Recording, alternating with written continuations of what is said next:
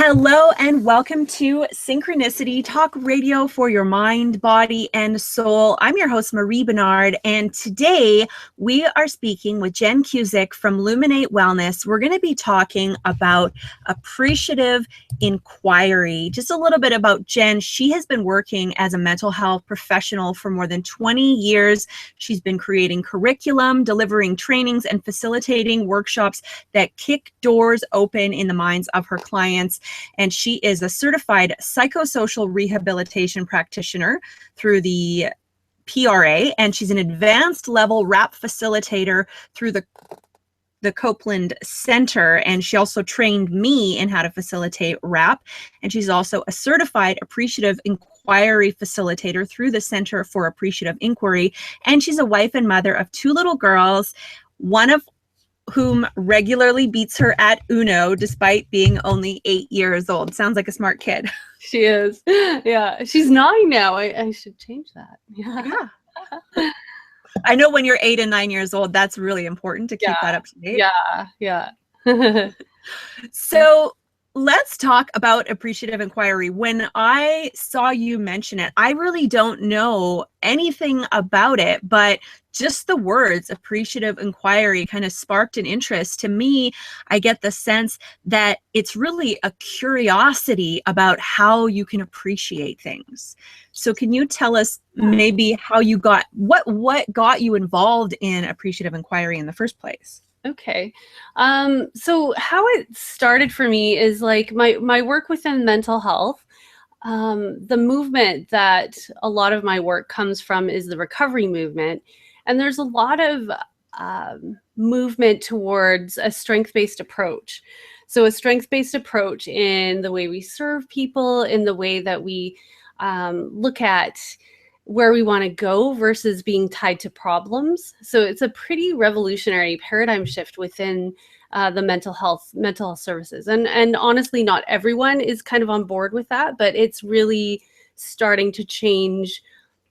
The whole system is starting to change towards a movement more towards strength-based approach rather than medical model problem-based services. So years ago, I was just, I love to research and Google. So like one of my favorite things to do is to just sit and go, oh, well, I'm going to look up this, and I look it up and I read it, and then I read about something else. So I don't actually remember exactly how I came across it, but it was in one of those Google searches where I was looking at strength-based approaches and all that stuff. And all of a sudden this, term appreciative inquiry came up, and I'm like, oh, this is very interesting. And I was also a manager at the time, so I managed some staff. So I was like, is there anything I can use within this to support my staff to like have just a stronger team? So I read some books, I bought some books, I started reading about it.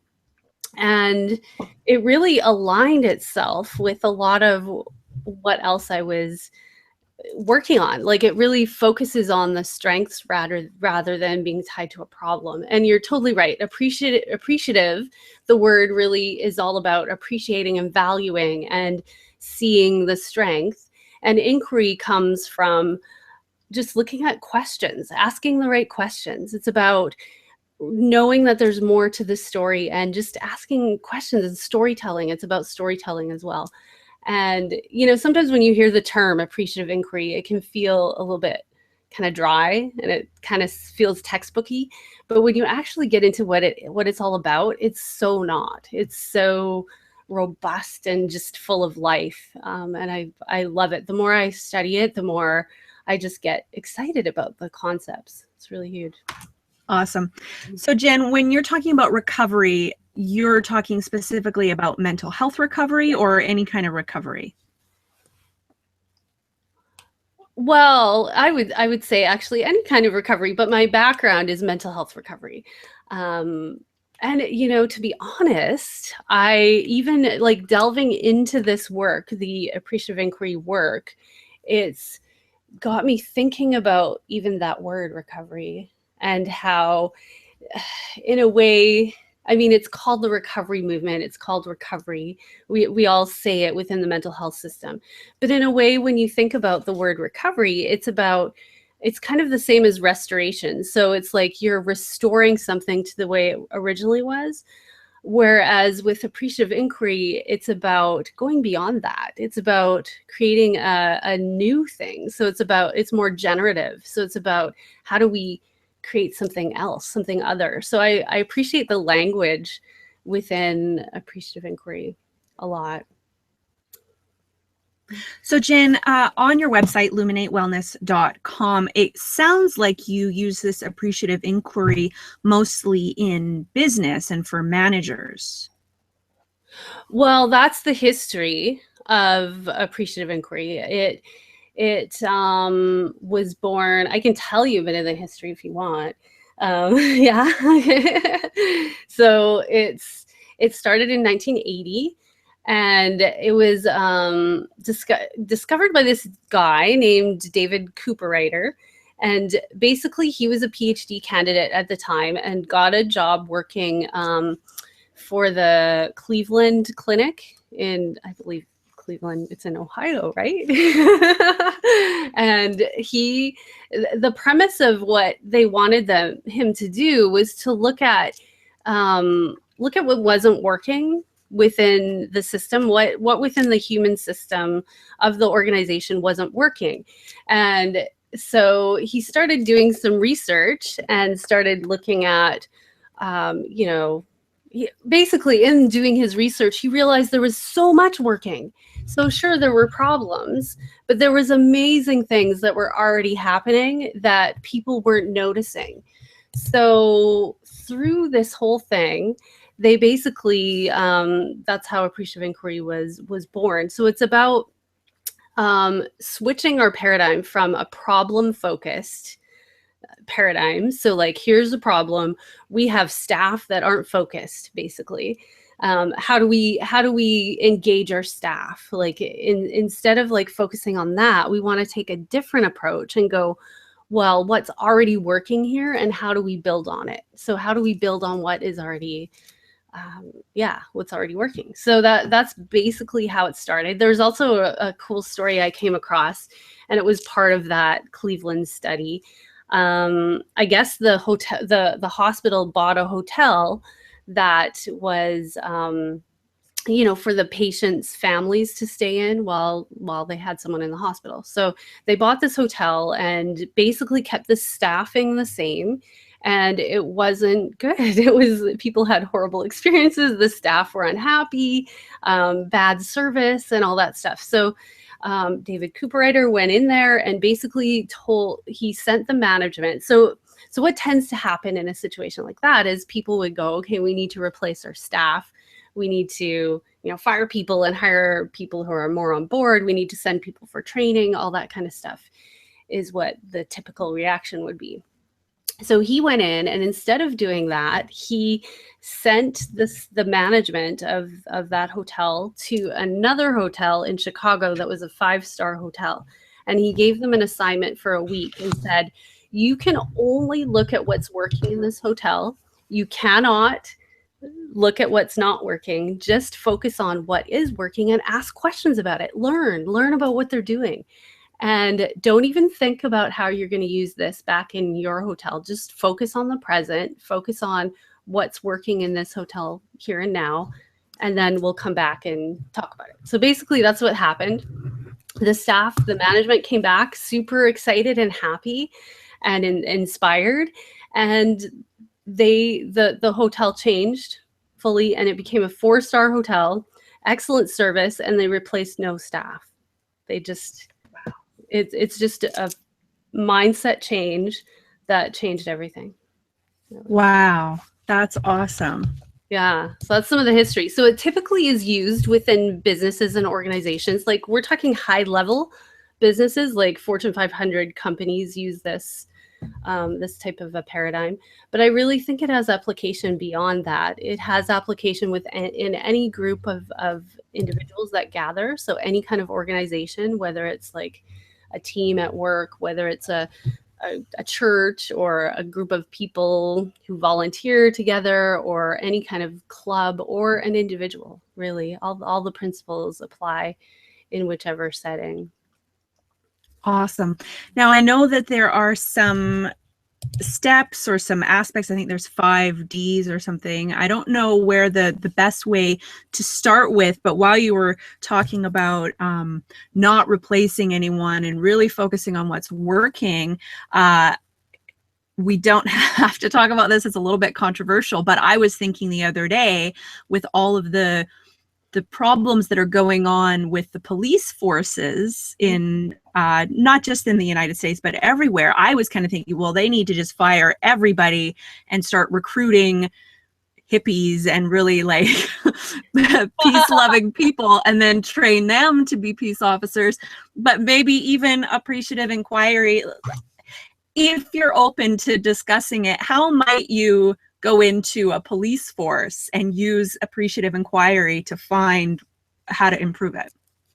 Wow. It's funny that you say that, because I am working on possibly doing some work with the local police force here in town, but I haven't done the work yet, so I can't really speak to it. And it's not specifically about that, although everything I do has appreciative inquiry infused in what I do. But actually, this doesn't totally answer your question, but one thought that came to my mind the other day is just the whole what's happening globally. You know, globally, it feels like we're in a very dark time. We're in a time where so much bad is happening. So many things can be so discouraging, and we can get a feeling of overwhelm. We can start to go, there's no hope here. We can lose hope. We can get a defeatist attitude. I know I posted something on Facebook recently, and the feedback was like, oh, that's great in an ideal world. We don't live in an ideal world right now. Those weren't the exact words, but basically, like, these are great ideas, but how will they ever be implemented? And I think the answer is we tend to get overwhelmed by big. Like, we look at the big and we want to, okay, let's change the world. Well, how do you change the world? Changing the world is like really hard. It's really impossible when you look at it as a big picture. Same as if you're going to climb a mountain, right? If you're going to climb a mountain, you don't sit there and look, oh my gosh, how am I going to climb this mountain? It's all about the small, teeny micro steps, the micro movements. So I suppose my thought around all that is the little things really matter. The little things really matter. The way we think about something, the words we choose to use, the way we interact with all the people around us, it makes a huge impact. It makes a huge difference on the teams that we work on. It makes a huge difference in the neighborhoods, in the communities that we live in our families. So I think whether it's like working in the police force or whether it's a team that's so messed up and arguing and not getting along, it's about looking at the small things. What small things can I do to make a difference today, in this moment, right now? And eventually those things add up. They really do. And I think we can get overwhelmed by the big picture. And it's really about looking at, what can I do right now? I don't know if that answers your question. No, I really love that. The idea of the present moment, of course, is a big theme on this show, and it's something that I aspire to be in the present moment more often. I'm building on that skill. But what you said about the micro steps reminded me of a story about in New York City a while back. It was very, very high crime rate. And they just chose one thing to focus on. I can't remember if it was littering or graffiti, fare evasion on the subway, something small like that they really cracked down on. And over time, violent crime actually went down. All the crime in New York City went down because they focused on this one little aspect, because that aspect added to the attitude of the people in the city. Like, if you walk through a neighborhood where windows are broken and there's lots of graffiti, the way that you view you know, people are more likely to throw litter on the street if there's already litter on the street. Right. So those little things made a difference. What do you think? Right. I agree. I think we are so, as I don't know. Okay, let me see. I have so many thoughts, so many big thoughts going on in my head. So one thing I've thought a lot about is just the whole fact that like we are made to be in community together. So we as human beings are meant to like live interconnectedly. And we are so influenced by each other. So like you say, like if I say something positive or choose to reframe my language in a conversation, it's going to influence the person I'm talking to eventually, and then that will influence the person they talk to, and eventually it has a bigger cumulative effect. So those small things really matter. So I love that idea about, you know, you focus on, you know, picking up litter, and eventually you get excited about other things. So yeah, I think even if you think, I mean, I look around, you can't see the rest of my home right now. I live with a great. 2-year-old terror, or actually she's 3, but anyway. And you know, sometimes if we just focus on one thing, like let's just worry about the dishes, you know, let's just clean up all the dishes, and then eventually we go, okay, well now we can clean up other things too. So it has an impact on the whole, really. Actually, I've been noticing that lately. I have made a new rule for myself that I do all the dishes before I go to bed. Love that. And it is making a huge difference in my life. I'm able to do other practices because I don't if I wake up in the morning to a sink full of dirty dishes, it starts the day with just that weight on me. Do you notice that? Yeah, yeah, totally, totally. And that's a simple way to almost like talk about this whole thing. It's like one of the things that I love about appreciative inquiry is, well, there's different principles, and one of the principles is, I believe this comes from the Poetic Principle, and it's about what we focus on expands. So whatever we think about, it becomes bigger. Whatever we think about creates. Words that we use create worlds is another term that I really love. So if we're focused on what isn't working, if we're focused on all the negative things that we see in the news, if we're always focused on that, if we have like a really defeatist approach in our organizations, in our businesses, in our communities, that is going to get bigger. It's going to get worse. Whereas if we focus on the good, we focus on what's already working, then that will eventually get bigger too. So to me, that is really powerful. And there's like, I love that there's science to back all of this up too. It's not all woo woo. I love the woo woo stuff too. And that's partly why I love all this, is like a lot of the gurus out there who are speaking about this kind of stuff. Appreciative inquiry is really very similar to like what you would hear Danielle Laporte talk about as far as desire map goes. It really, this came first, I suppose, and it's like really grounded in some science, and it's written like, if you pick up an appreciative inquiry book, it feels like it's written it's very academic. It can feel academic, but the principles behind it they're not at all. Yeah. I don't know. I kind of went off. No, that's great. I love your enthusiasm for this. And I'm so glad, like I just happened to come across you posting something about appreciative inquiry, and it just clicked for me. I was like, I have to know more about that. Mm-hmm. And so I'm really glad that you're here to share it. So you mentioned the Poetic Principle, and then there were, I think, 5 Ds. So can you tell us maybe a little bit about the framework of appreciative inquiry? Okay, so there's a history first of like how, no, I don't know if I need to talk about that. Well, it's the history of like what influences appreciative inquiry first, and there's it comes out of a few different movements or sciences, I suppose. So one is positive psychology. So, and I've done a little bit of reading about positive psychology, and it's really, I love it even as far as like mental health stuff. So it's about not pathologizing something and just looking at the personal growth, creating new frameworks, basically looking at the holistic piece of a person rather than the like an illness, treating an illness. So it's a bit of a switch on some of the medical models that we know.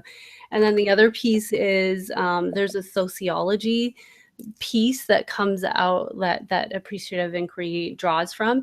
And one thing that I love is the whole Pygmalion effect. Have you read anything about that? The Pygmalion. Can you tell us more about that? It is basically there was a study that happened. I'm not sure when the study was. It was by a guy named Rosenthal, and I'm sure it wouldn't happen. The study wouldn't happen now because it would be considered unethical. But at the time, it was an amazing study, and it comes from like there's a history with the term Pygmalion. I think it's a poem or a movie or a book or something. I don't know. I should find that. I've looked it up, but I forget.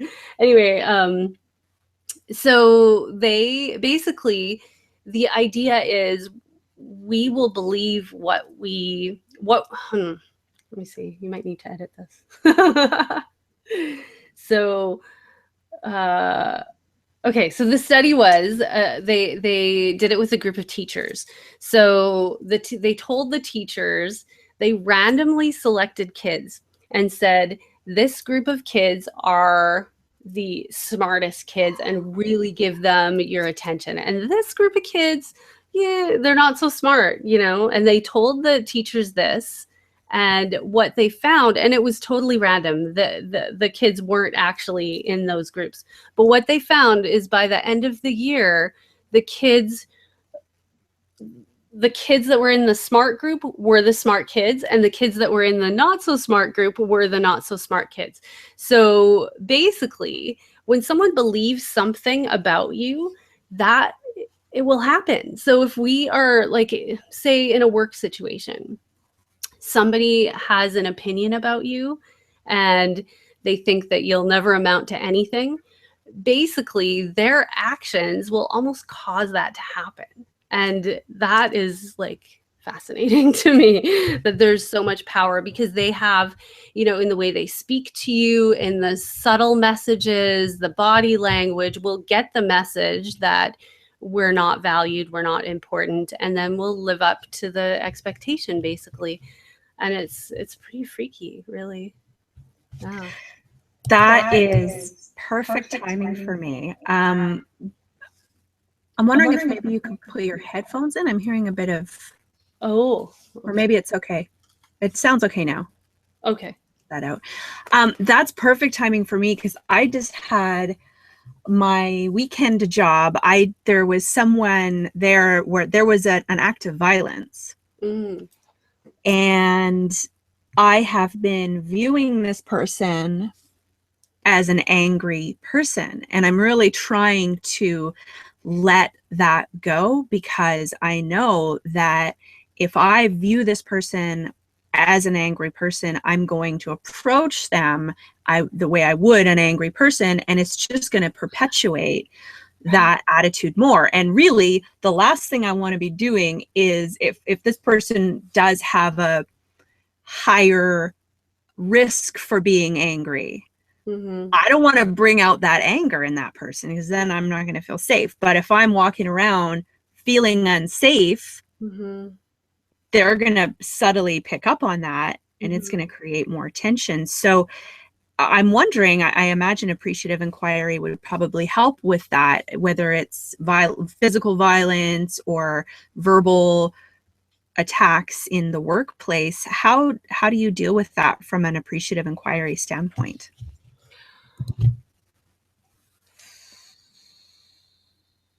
How do you deal with, maybe repeat the question. How do you, if there's any kind of violence in the workplace, how might that person use appreciative inquiry to shift the energy of that situation?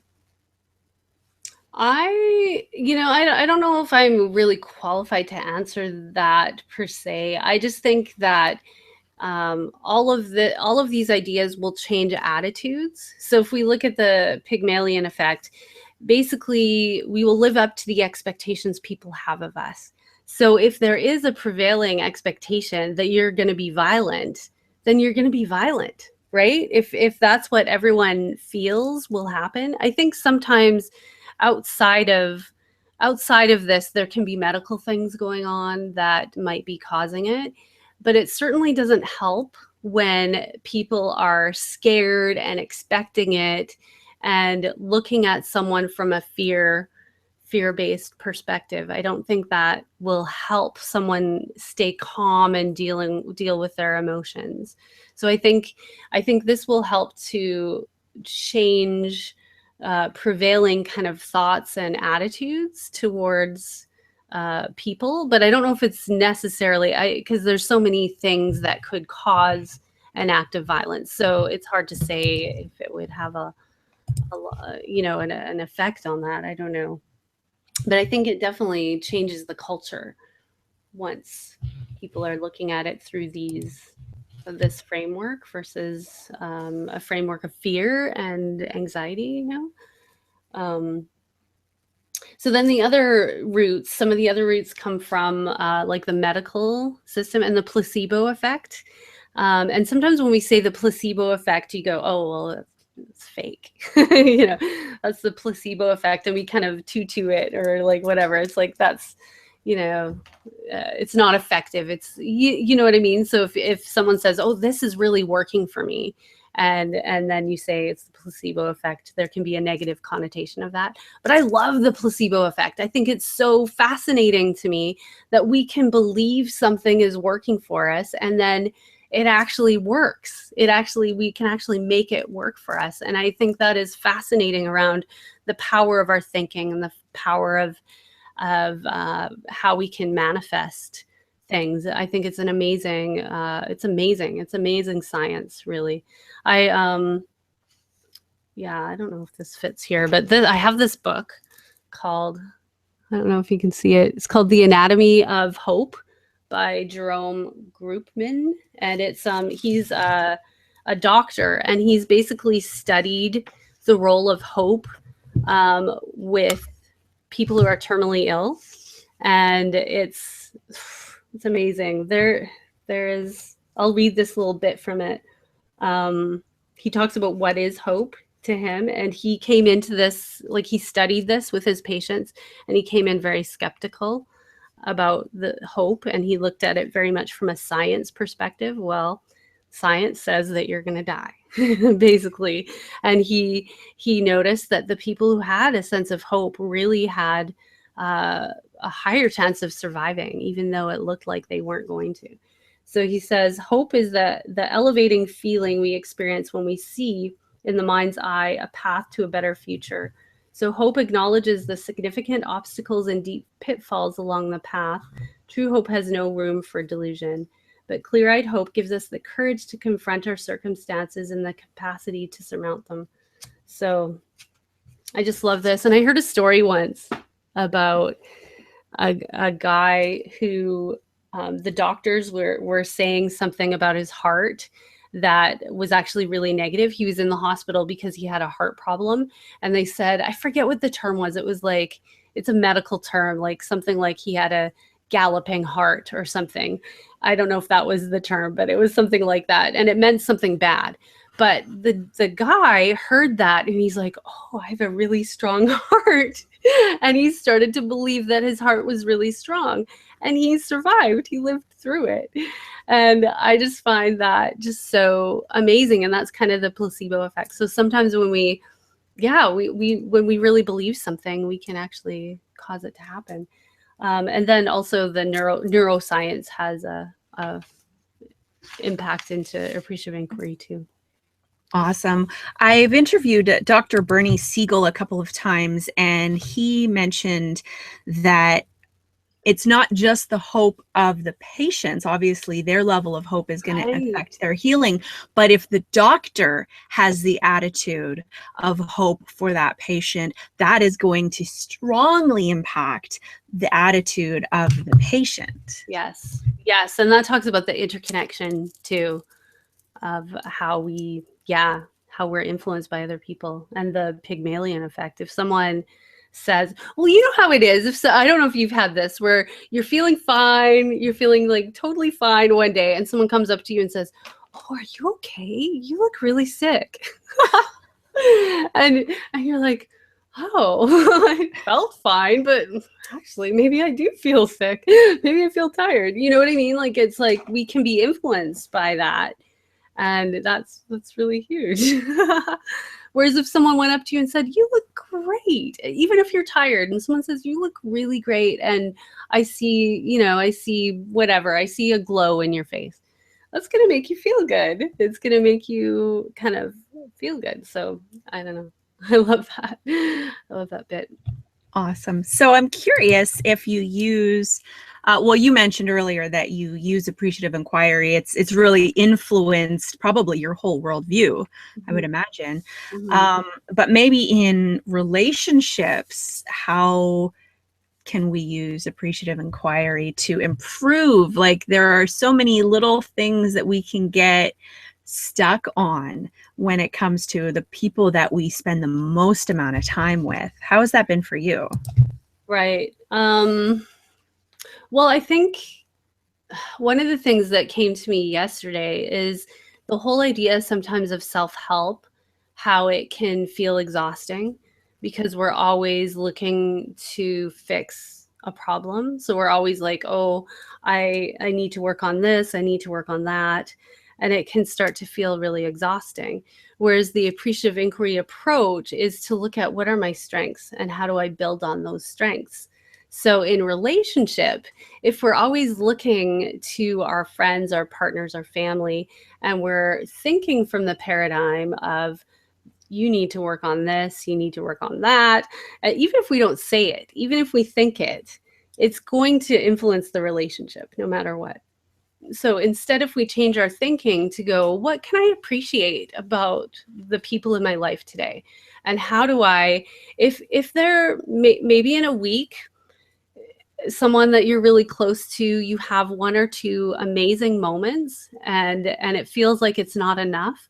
If you focus on those moments and focus on how do we create more of these moments, because in this moment I feel alive when I'm with this person, and how do we have more of these moments instead of going, oh, in a whole week I only had one time that I felt connected with my partner. We can look at it that way, or we can go, in this moment I felt fully connected. How do we create more of that? So I think it can affect our relationships hugely when we do that. So one of the things that I've been noticing, and I've kind of understood this on an intellectual level for a long time, but I've been really experiencing it more lately, is how every trait that a person has a positive and a negative. Like for someone who is stubborn, well, they're very tenacious and they will get the job done. Right. And then on the negative side, it can be frustrating to deal with them. So are we kind of trying to see the benefits and see the good sides?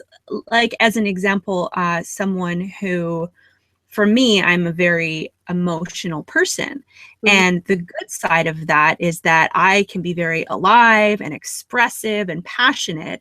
And then on the negative end, it can also cause me to be very sensitive and hurt easily. So when I focus on the strength of that aspect of my personality and move more into that, instead of thinking, oh, I'm wrong to be so easily hurt. Am I making sense? Totally. That makes total sense. And that's basically a lot of the philosophy that we talk about, that we focus on what's working and what is your strength. And as we focus on that, the problem becomes less of a problem. So if we take a problem solving mentality, which a lot of maybe self-help thinks about that, or a lot of business, because it did come out of the business philosophy. So if a business goes, this is a problem, we need to increase our sales, we need to whatever, deal with this problem, and we're constantly thinking about the problem, then we're always tied to the problem. Whereas if we go, what is actually working right now, and how do we make more of that happen so that eventually some of the other things maybe will work themselves out. You know what I mean? So for example, I thought of the whole idea of asking, like, I have no problems with therapy. Like, therapy is important and it's needed in its own, there are certain times when therapy is very, very important. And this is different. This isn't therapy. But for example, if someone asks you this question, like, think about it when I ask you this, and notice how it feels when I ask you this question. So the question is, tell me about what's keeping you from being your best self. So how does that make you feel? It makes me think, wow, I have a lot of issues that I need to work on. I can't be my best self because there's so much wrong with me. I know. And all of us do that. So what is actually happening is the question leads us to our problem. And then we're just fixated on the problem. We're trying to think of, how am I going to fix this problem? And it keeps us tied there. And then eventually the hope is that we'll figure out what it is, and then we'll move into, living a better life, So it's like it's a bit of a journey to get to where we want to go. Now I'm going to ask you the same question shifted to a more appreciative inquiry type of question. So, and also that first question I asked you there's a lot of subtext in it. So the subtext also is that you're not your best self and you're not enough. So that's also hidden in there too, right? So this is the shift in the question. So tell me about a time when you felt like your best possible self. Describe what happened and what influenced you to feel that way. So do you see how that feels different? Definitely. Yeah, you're forced to think about the good things and to be like, oh yeah, I remember when that happened and then I did this. And I can imagine from like a brain wiring neurobiological standpoint, just bringing up that memory is going to create the positive endorphins and all of those things that were present at that time. Yes. So then you're at a different level. It's like Einstein says, no problem can be solved from the same level that it was created. And it seems like that question is shifting the level of consciousness. Yeah, I like that. Yes, totally. It's so, there's so much inspiration in that question versus it's really asking the same thing, really. It's a flip side of the same thing, but there's so much, it's so different, and it feels so much more free, and it feels more inspiring to think about when we were our best self. And how do we access that more, instead of looking at what are the barriers? And sometimes we need to look at our barriers. I'm not saying that we don't want to live. It's not about having rose-colored glasses and pretending everything's perfect when they're not. So sometimes we do have to address barriers. That is the reality. But when we approach that first, that it's so defeating right off the bat. And then we just go, oh, there's too many things. I'm just going to stay the way I am. You know what I mean? Versus, wow, there's already a positive momentum happening. How do we get on that? How do we just, let that flow better, and just create a better flow? Yeah. So, I love that. So yeah, I started to mention the 5 principles, and then so there is a process of appreciative inquiry that you do within a team, and it's the 5 Ds, but it's only a piece. So it's also like the whole idea and philosophy around it, and that can influence an organization or an individual as much as going through the actual process. But so the principles are the Constructionist Principle. And basically that is, words create worlds. So, and I don't know if I can repeat the quote very well without, it's a Martin, oh, forget it. I don't know the quote. I'll send it to you and you can post it. It's basically as you're speaking, you're creating something. So like as we speak, we're creating our reality. And I don't think we think about that often. And we start talking about things in a really negative way, and we're actually creating our own reality by doing that. So if we switch our language and start being more cognizant about the power behind language, it can change so much in our lives. So like within an agency or an organization, we co-create together our reality when we use common positive language.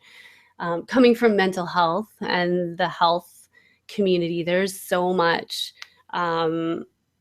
negative language that gets used there around people, like, this person's manipulative, like using language like that. And it can be so destructive, not just to the person who's receiving services, but it also is destructive to the team.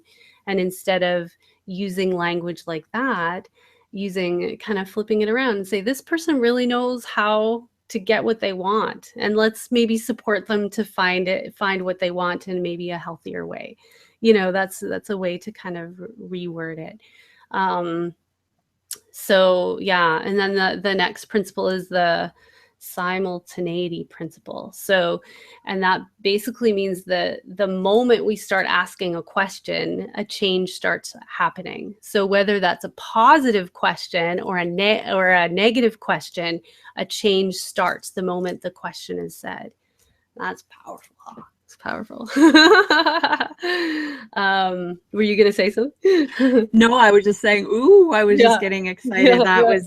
That was a big one. Yeah. And then the Poetic Principle, and that's like what we focus on expands, so we can find whatever we want to find. So I don't know if you have ever experienced this, but years ago I had this green Toyota Tercel, and it was like an apple green color, like very, very bright green. And I had never noticed one before on the road, never. But as soon as I bought my own, I noticed them all over the place. They were all over the place. So, we will see what we want to see. And if we want to see, so if I want to notice green cars, I'll notice green cars. If I want to see the bad in everyone and see what's not working, then I will see that. If I want to see the positive, if I want to notice the gold in other people, if I want to see what is your strength, what do you bring to the table that no one else does? If I want to see that, then I will see it. But if we don't go into relationship, into our organizations with that kind of attitude, we're not going to.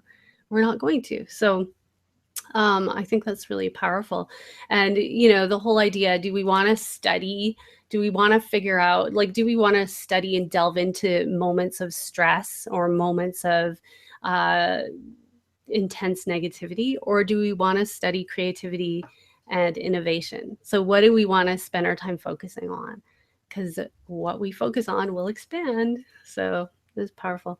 And then the fourth one is anticipatory principle. So that's imagine inspires action. So it's really about hope. So we create images of our future. So if we are focused on something good, we're going to create something good.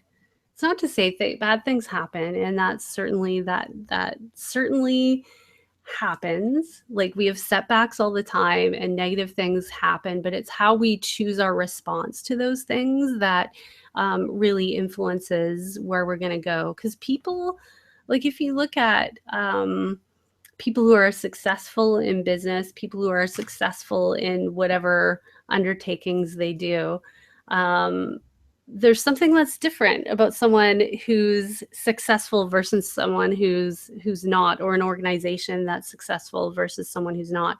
And I really don't think like that it's necessarily that someone is more talented than someone else, and there may be that.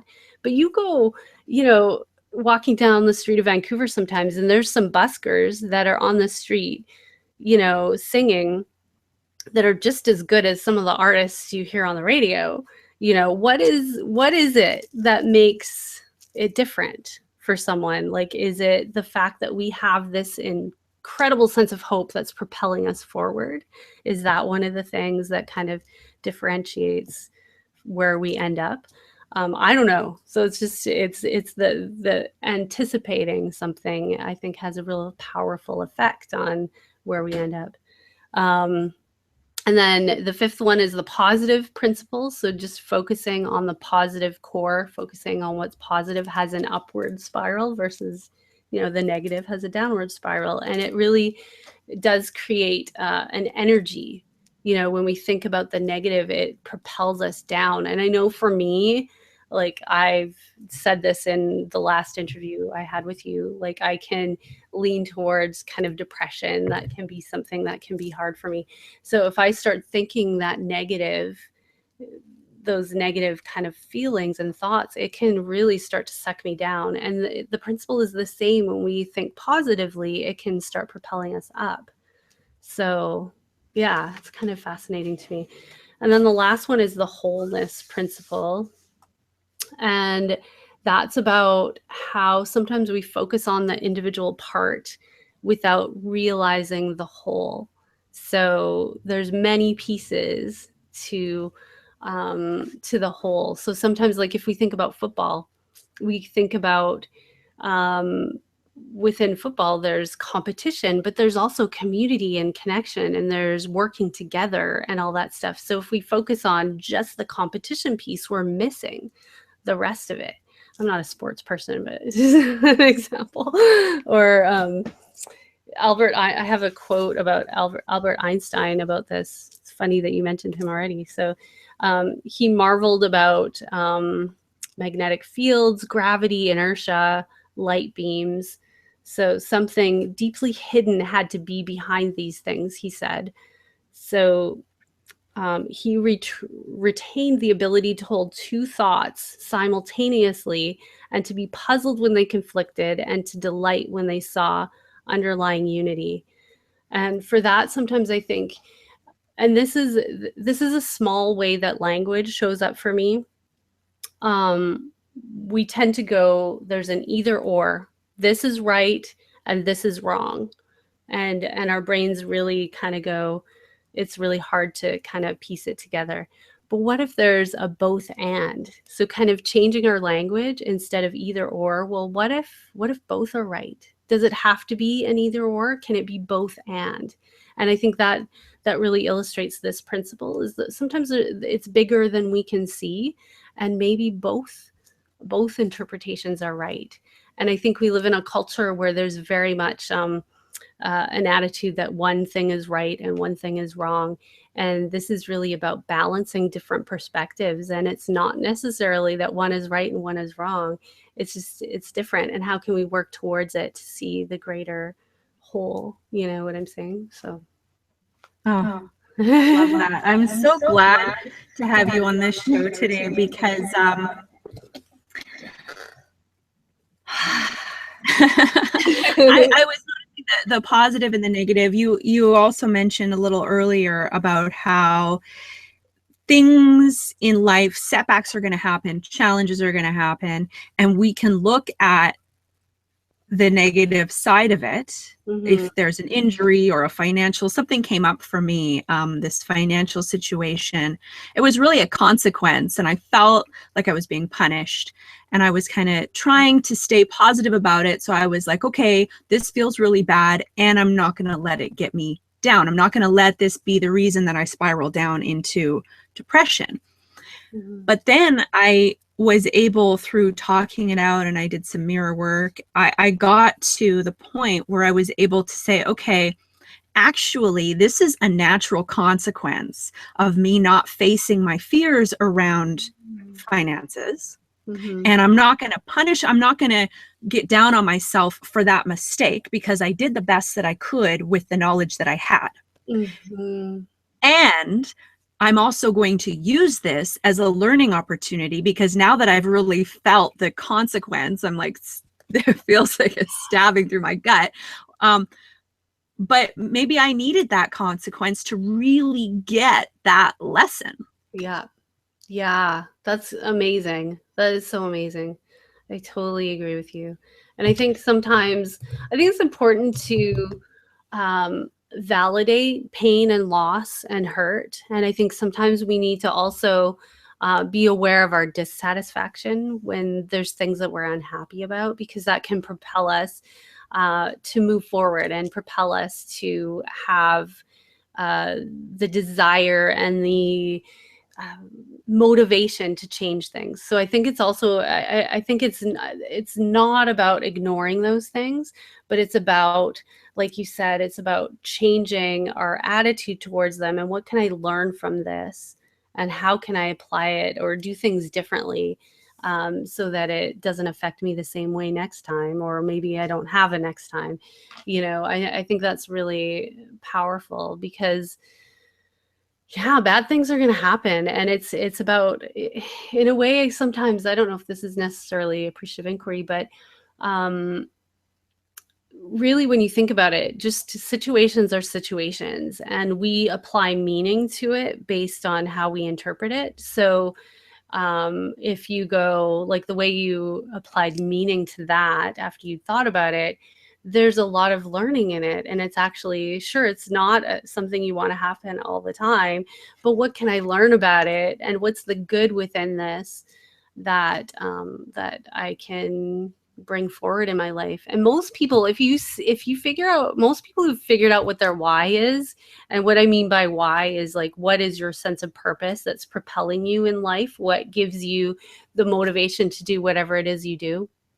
Most people who've discovered their why, it often comes out of some kind of heartbreak or some kind of difficulty. So that to me is powerful, because it's like, this can actually, if we look at it a little different, these really harsh, hard moments that we go through can be a rebirth almost. So it's like, how do we look at those moments as, and sure, we have to sit in it sometimes. We have to sit in that muck sometimes. Sometimes that's part of the process. It's just like, I feel awful, but we don't want to stay there. And how do we propel, like, use the energy to look at things different and move us forward? So, Have you heard the story of Immaculée Ilibagiza no, in tell the me. Rwandan Holocaust? Okay, so I read her, she has a book called Left to Tell, and it's an amazing story. And I was just watching her in a movie called The Power of the Heart. It was written and directed by the creators of The Secret. Oh, okay. But it's talking about how our heart actually has the ability, the heart knows what's going to happen before it happens. Which is really interesting. The Heart Math Institute did some studies around the predictions that our heart can make. But back to Immaculée Ilibagiza, she survived for 3 months in a tiny bathroom, 3 feet by 4 feet, with 7 other women, I believe, in Wow. this hiding from the people in Rwanda who were trying to kill her. They killed 1 million people, were slaughtered in that period, and she survived numerous times where they came through this house where they were hiding, and they were looking for her and calling her by name. And she's describing, well, understandably, she felt that anger and that hatred. And then she noticed how she'd start to sweat, and the fear would create this intense pain inside her. Her head would be pounding, her body hurt. And when she started praying, and over the course of that time, she actually was able to develop empathy for these hateful, angry, murderous people. Mm. And it was so freeing for her. And now she ended up working with the United Nations, and she has this book, and it's just such. And I mean, it's horrible what she went through. She lost her whole family. Like 1 million people were slaughtered. This is not a small incident, but she's able to share her story. And I think that whenever I'm feeling anger towards another person, I want to try and remember her story, because if she can find the good in that situation, I mean, I can't imagine anything being worse than that and surviving it. That's powerful. So powerful. Yeah. I think of, I mean, I love movies, and these aren't true. Your story's true, but I think of the movie, oh, It's a Beautiful Life. No. Oh yeah. Life is Beautiful. Life is Beautiful. Yeah. The one, you know which one I'm talking about the guy who, the one who had Roberto schizophrenia Benigni is in it. Huh? Who? Roberto Benigni or Roberto. It was a movie that was out a few years ago, and basically it's about the Holocaust, and he ends up in a concentration camp, and it's a bit of a comedy. Have you seen this? No. Okay. It's he's got a really positive attitude, and he ends up in a concentration camp with his son, and he basically his son thinks that they're at camp. So he creates this reality in the concentration camp that the kid doesn't even know that they're in a concentration camp. And it's fascinating. You should really watch it. I think that might be based on a true story. Oh yeah, I think it might be, actually. I think it might be. Yeah. Yeah, it's so powerful. It's so powerful how our minds, like, yeah, stories like that you talked about are so inspirational. That if someone can get through that, like, how powerful is the mind to be able to see the good, Yeah. And that's not saying that was okay. No. Or that was a good thing, or that we should just suck it up and get over it. No. Yeah. Oh my gosh. Justice is still injustice, for sure. Yeah. Totally. And how can we make it better? How can we use this as a catalyst so that this doesn't happen again to anyone else? Yes. And I think, again, back to the global picture that we were talking about, how it can get really, I know in the last 6 months, there's been so many horrific events that have happened, and it can start to feel like, what is happening with this world? Is it, is the apocalypse happening soon? It can feel really suffocating. But I think when we start to think about the, like you said, the small moments when we approach our day and something bad happens, something comes our way that is not necessarily what we want, if we choose to look at it a little bit differently, it's like the domino effect. So if we look at our attitudes at work or at home or in our communities, and we look at our attitudes and try to look at things from a more strength-based perspective rather than a negative perspective, rather than, oh, that person's such an idiot, and starting down that rabbit trail, and instead looking to see, what's the bigger picture here? What am I not seeing? Maybe there's this person, sure, it was kind of rude what happened, but maybe there's something else that I don't know. As we start to shift our thinking that way, it will have a cumulative effect in our own lives, so that we change the way we approach life, but then it also affects other people around us. And I think slowly we can transform our surroundings when we start to transform ourselves, and especially in a workplace. And that's, the next piece of appreciative inquiry is what they call like a summit. So it's like a group of a team would gather and go through the process of doing an inquiry, and that can be so powerful to work through that together. And there's the five Ds, they call it.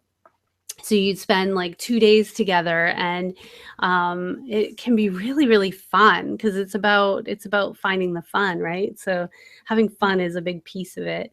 And sometimes I think in life we can think that fun is frivolous and not important, especially like at work. It's like we need to be productive. We need to, get things done and don't waste any time and all that kind of stuff. But having those moments of fun at work are so huge, so huge at creating a great culture within the workplace.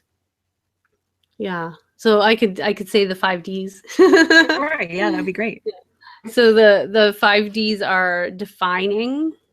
So you want to define what the inquiry is going to be about, and discover. So it's about asking the questions. Usually, the way it works is people get grouped into small groups, and then they're paired up. So if you and I were on a team together and we were paired up, we would have a question, and it would be similar to the question that I asked. So you can create a question based on what you want to get out of the inquiry. So if you want to find people's passion at work, then you could ask a question like, so I would ask you the question, tell me a time when you felt the most passionate about your job, say, or when you felt the most lit up in your work. And then you would tell me the story and I would write it down. So I would record it, and I'd ask you there's lots of questions that I would ask you to kind of draw you out. And then I would record it, and then you would ask me the question. So then we're sharing together, and there's something really powerful in that. And then we would go to the bigger group and share what we came up with. So then I would talk about what you said, and you would talk about what I said. And there's something so fabulous about that when you hear someone else reflect back what you said, and it feels so validating. So it's a really cool piece. And then throughout there, then you find some themes, you find common themes through other people's stories. So then you kind of figure out what you want to focus on. So then the next D is dream. So then you find, commonalities in everyone's stories, and you figure out what you want. What's your dreams? What's your dreams for the organization? And it's always in appreciative inquiry. It's always about the present and the future, because in visioning and vision statements and stuff like that, it's usually very top down, and it's very future focused. And with appreciative inquiry, it's the whole organization. So everyone from the CEO to the people that clean the facility. So it's like everybody's involved in it, and it's from that level. So it's not something that's top down. So so the whole group decides what do we want to work on now and in the future. So that's an important piece. And then designing it, and then destiny. And yeah, so those are all the Ds. Really. Wow.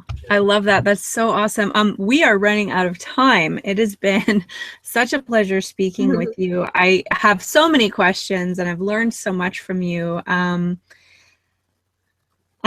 may have to cut this out of the audio portion for the hour-long show, but I want to ask you this because you were the co-facilitator in my RAP facilitator training.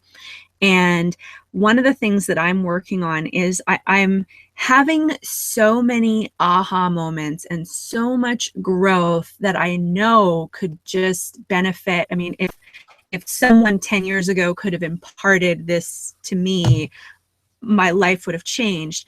And at the same time, that whole unsolicited advice thing, it doesn't work. Telling people how to live their life just doesn't work. So I know that this is a huge part of what you do, and I'm wondering if you have any tips or how do you share in a way that is accessible without being, I'm better than you, I know more than you, therefore you should listen. Right.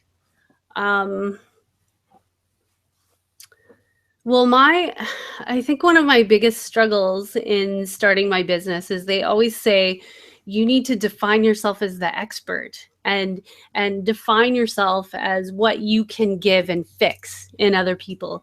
And I struggle with that because that goes against the whole grain of my philosophy. So I guess I think of myself as I am a gatherer of ideas, and I let them germinate and you know, kind of grow within me, and then I share them. But it's not, I really try hard to not, like, I don't believe that I'm any better than anyone else. I just have read and studied things that maybe other people haven't. So I'm about sharing those ideas, but I'm not better than anyone else. So I've really tried to, like, that is really ingrained in the way I think, because I have, oh man, I have so many struggles myself. Like, there's so the journey, I mean, if anyone says their life's all together, I really question that, because we all have our things. We all have our things that we need to work on, right?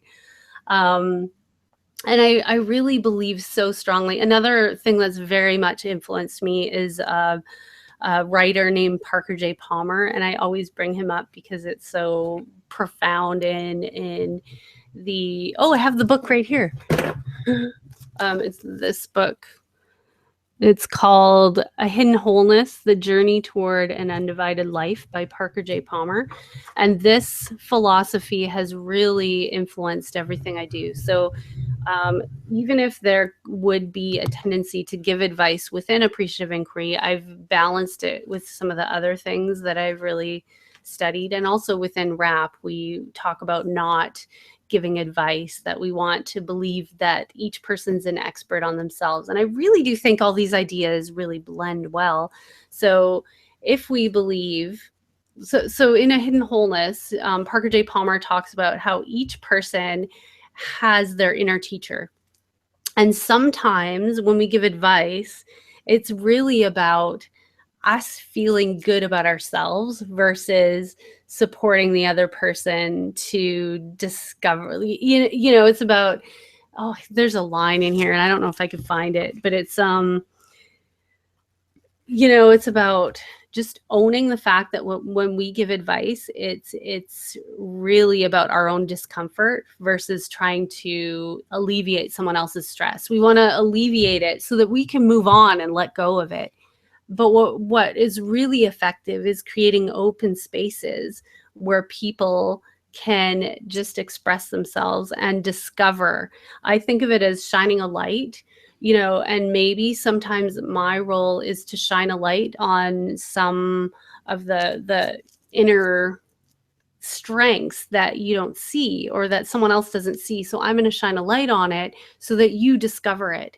But it's there. I'm not putting it there. And I'm not going to give advice for you to find it, because my story is totally different than your story. Your story is different than my story. And when we give advice, we're giving advice from our own paradigm. And everybody has their own story and their own way of discovering themselves.